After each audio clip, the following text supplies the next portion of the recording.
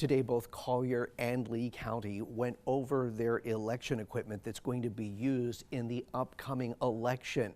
They went over step by step exactly how the votes would be counted. They did that before a small group of Republican voters who, despite seeing everything, say it's still not good enough. Machines tested for accuracy.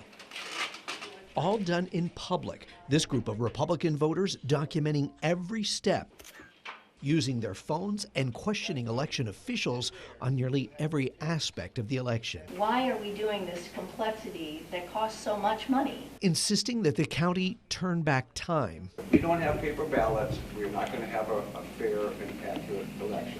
Florida, however, does use paper ballots and has since the 2000 debacle. We have to go back to the simplest mode, like they do in some smaller states. You know, the ink on the finger is a good way to make sure that nobody votes twice. The group wants to see paper ballots hand counted. I would like to see people, frankly, asking for paper ballots because I don't read barcode. The county detailing the multiple levels of security to keep your vote safe. There are so many different redundancy steps in order to protect that data, and each one becomes more and more physically impossible to just do. This group, though, still skeptical. I wouldn't call myself a conspiracy theorist as far as this is concerned, but just guardedly optimistic.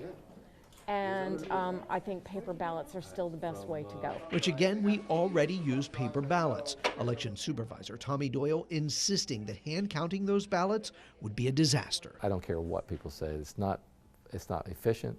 It's not sustainable. It's slower. It'll cost more money.